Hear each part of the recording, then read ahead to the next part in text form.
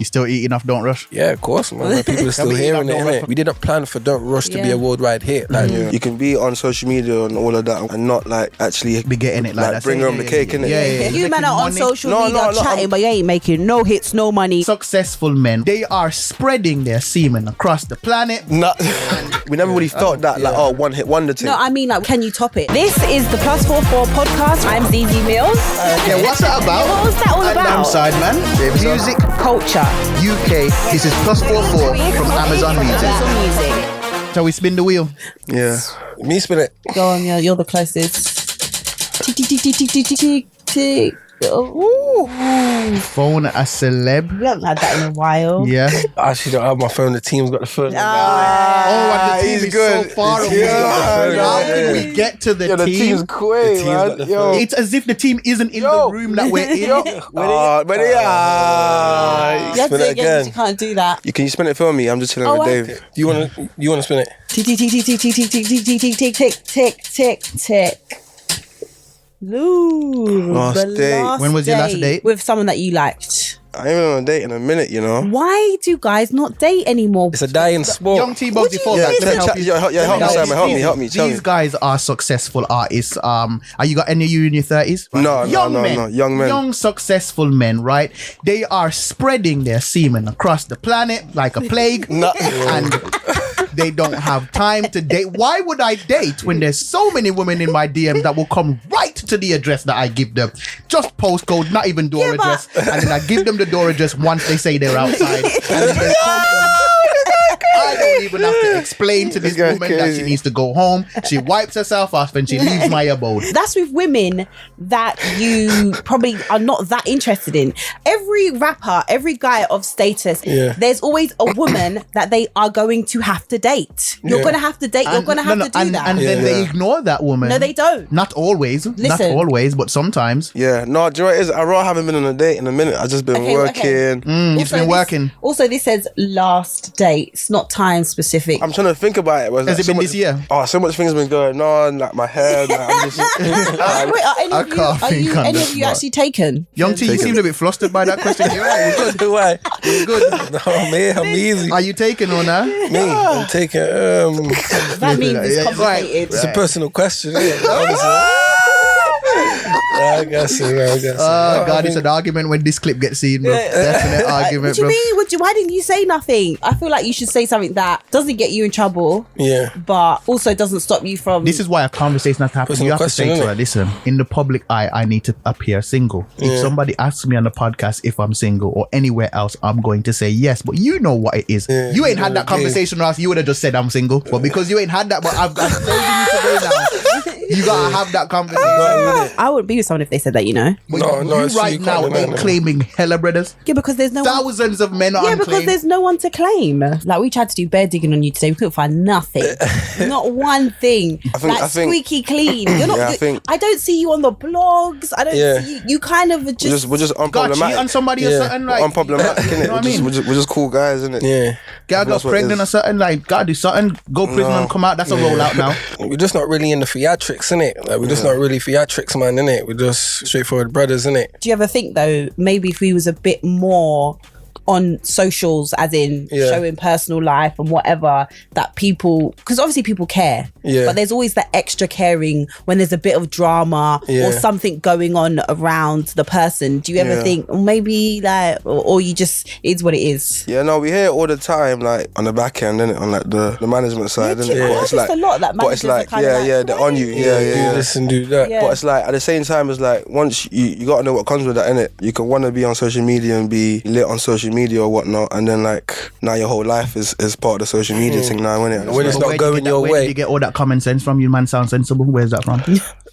Man's Nigerian and he's Jamaican, innit? Man, it's just a back home thing, innit? You know what I mean? I always find that it's the back at home thing. Yeah. That's stabilizing, man, because you grow up in a household where it's like you experience and understand the fact that your place here is somewhat of a privilege and an opportunity to make the best of. kind of thing. Yeah, and it makes you think twice before being, as reckless as other people. I think either way, man, are blessed as well, because like you can be on social media and all of that and whatnot, and not like actually like be getting it like that. Bring home the cake, innit? Yeah. Say what you want to say. No, it's true, innit? You man are on social media chatting, but you ain't making no hits, no money. Shut your mouth. More money than followers.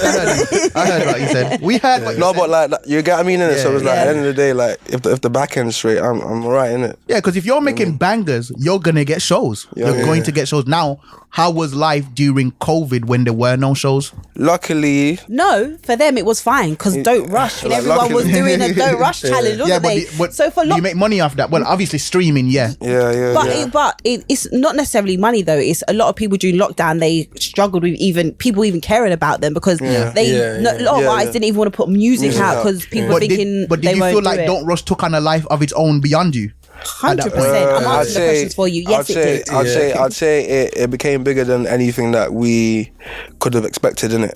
Or could have like even not sort of fathom, but like it just done its own thing, innit? You know what I mean? Because how long was the song out before the challenge? It was 8. Because even I was like bumping that for probably less than a year, about 6 months still, about half a year, innit? The song was already out. No, probably about 5 months. Yeah, probably. In terms of you guys and music going forward, like what is your hopes? Where are you trying to take this? Take our music or take our career? Well, both. Career. I feel like with our music, obviously, I feel like we make very worldly music, as in like it can bang in the UK, but can also bang a lot of different places in it. So I feel like we're trying to obviously like just show that to the full potential in it.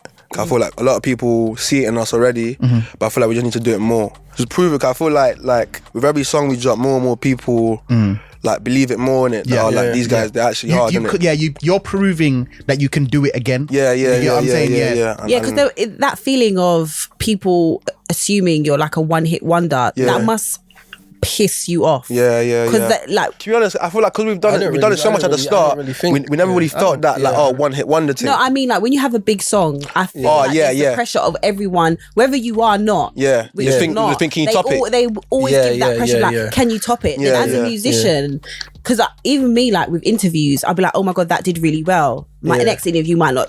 But there's always that feeling of like, oh my God, is it gonna be better than that? Yeah. Do you guys have that?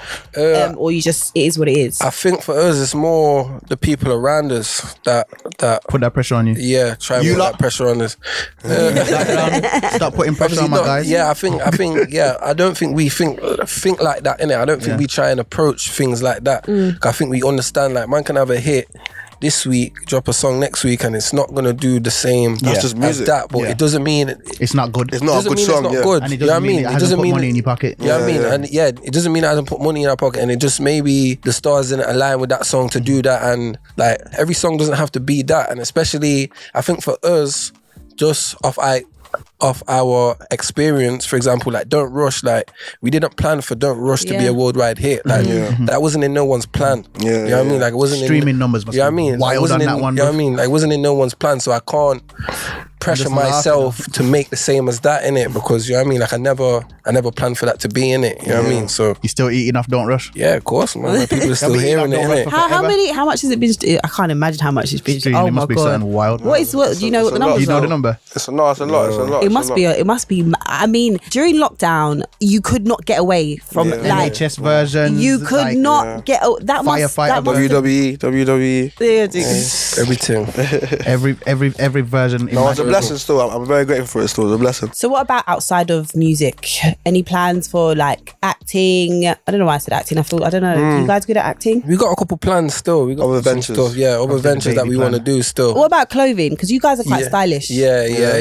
We want to get that going still. We got a clothing brand that we started in Nottingham. We're just trying to branch that out and get that started soon. When we get our tape out and that in it, we're gonna try and push that out and things like that. What's the vibe of the tape? Is it just bangers, or are we gonna hear who you are? Is it gonna be like some deep track, some heartbreak? It's got add another track to it. After she sees this interview, and then locks you off because you didn't claim her. Then you gotta do the heartbreak song. Yeah. Can I just speak 1 second? What accent is that? I don't know. Scotland thing. I didn't grow up in a church. Yeah, but you give me parents used to take me church vibes. Yeah. Has there ever been a time where like you hear Bugsy's and you're like, that's so much better than mine? We saw things we had never seen before. Some of it we loved, some of it we didn't. Should have told you that I loved you when I first knew I did. I don't know where that came from, but yes, like you really want to make music. I know. I feel like I would be quite. That was all right. Stream the +44 playlist on Amazon Music or ask Alexa play the +44 podcast.